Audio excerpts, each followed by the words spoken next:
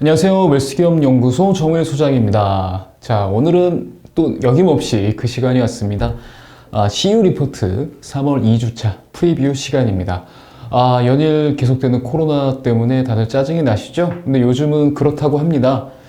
이제 사회적으로, 선택적으로 좀 거리를 좀 둬야 되는 시간. 그래서 만남 좀 자제하시고, 그러면 어떻느냐라는 이제 캠페인들 하고 있는데, 솔직히 저희 같은 사람들 입장에서는 최악이죠. 물론 저도 요즘에 강의가 많이 취소돼서, 좀 쉴 줄 알았는데, 그렇지 못하고 있습니다.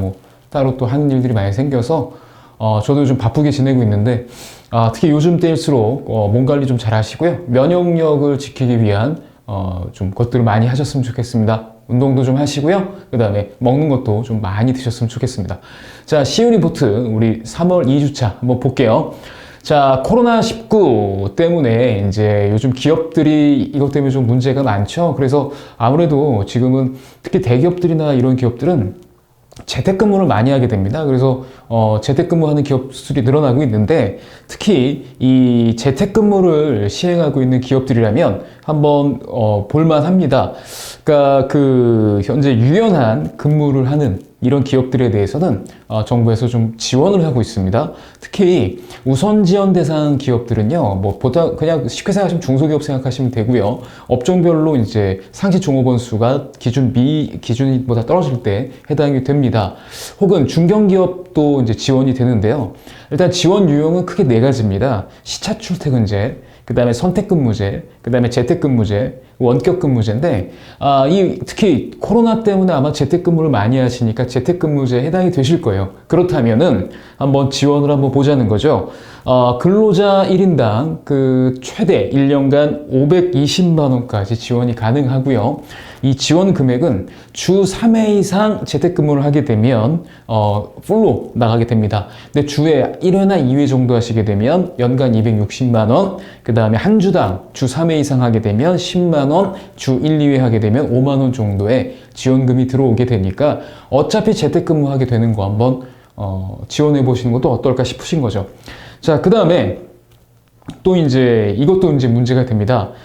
지원 금액도 그렇긴 하지만 일단 직전 연말 말을 기준으로 피보험자 수의 30% 한도 내에서 최대 70명까지 지원이 되고요. 시차 출퇴근제는 50명까지 지원된다는 거, 이 점 다시 한번 기억하시면 좋을 것 같습니다.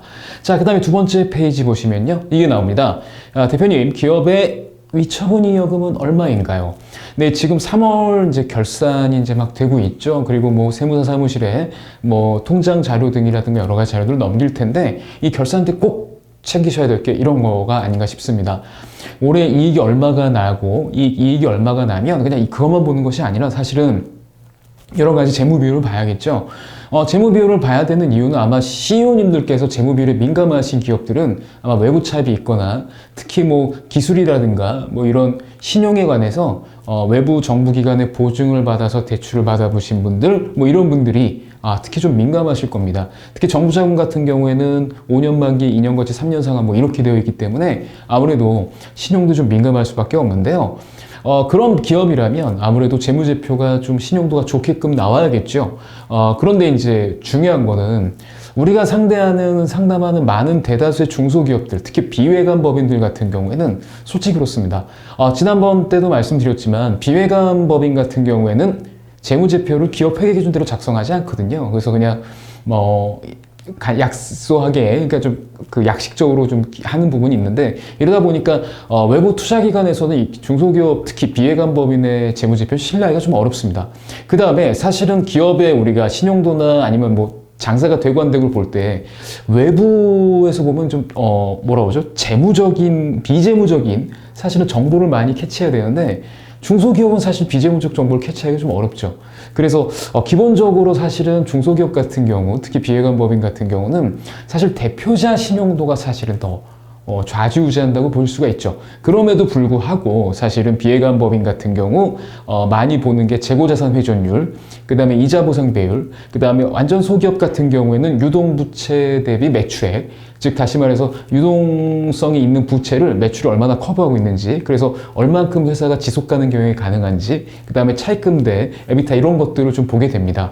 근데 이런 재무제표나 이런 것도 중요하겠지만 일단 이런 신용 리스크라든가 아니면 뭐 조달청이나 대기업에 납품하기 위해서 기업 신용 인증서가 필요한 경우라면 사실 제가 지금 말씀드린 재무지표 비율을 꼼꼼하게 체크하는 것도 좋은데 이거를 체크하고 나서 괜찮은 정도라면 실제로 생각하셔야 될 게 대표자의 신용이다라는 겁니다.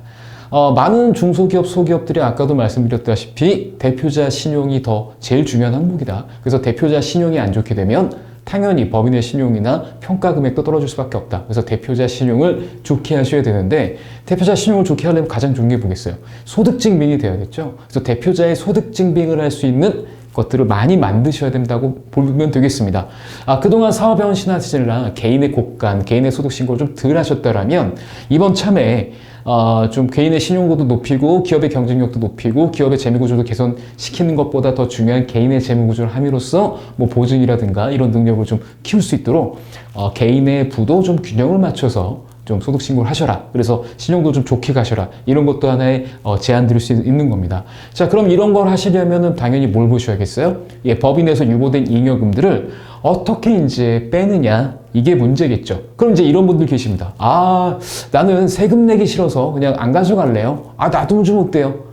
그럼에도 불구하고 여차여차 이유, 뭐 예전에 말씀드렸던 뭐 자금 출처라든가 아니면 뭐 예를 들면 지금 신용도 때문이라도 잉여금은 어느 정도 빼서 법인과 개인 자산의 밸런스를 맞춰야 되는 거죠. 자, 이럴 때 중요한 거 기왕이면 똑같은 10억을 빼더라도 절세를 해서 좀 많이 가져갈 수 있는 순소득을 높이는 방법이겠습니다. 자, 이건 아무래도 잉여금을 빼려면 배당이라든가 아니면 자기주식 거래라든가 아니면 뭐 급여를 올리거나 아니면 뭐 진짜 퇴직한다면 퇴직금 뭐 이런 것들로 가져갈 수 있겠는데 사실은 이런 소득 원천에 따라서 세 부담과 세금 계산하는 방법이 다 틀립니다. 그리고 어떤 방법을 쓰게 되면 종합소득에 합산이 되고 건보료 부담이 되는 경우도 있는데 어떤 방법을 하게 되면 종합소득에 합산이 되지 않고 이것만 과세가 되고 건강보험이 부과되지 않는 게 있죠. 그래서 이런 것들도 꼼꼼하게 체크해 보시고 상담을 받으셔야 된다는 거죠. 그래서 12월 우리 때부터 제가 쭉 말씀드렸지만 잉여금 관리는 그래서 중요하다. 그리고 특히 3월 달에 결산기가 되고 재무제표를 정리할 때는 이 잉여금, 특히 얘를 이제 어느 정도 빼는 게 좋을지, 그리고 법인의 자산과 개인의 자산이 어느 정도 불을 이룰지, 균형을 이룰지 여기에 대한 검토를 좀 하셔야 됩니다. 이걸 좀 얘기하시면서 중소기업 CEO님들과 이 상담을 끌어낼 수 있고 상담을 같이 진행할 수 있으면 사실 이번 주 CEO 리포트의 목표는 딱 부합한다고 볼 수가 있죠. 저는 그래서 이번 주는 대표님들과 좀 이런 얘기 하셨으면 좋겠어요. 잉여금이 지금 적당한가요?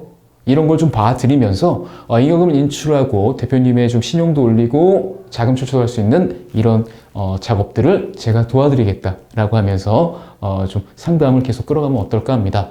자, 코로나 때문에 염려가 많으실 텐데 건강 항상 신경 쓰시고요.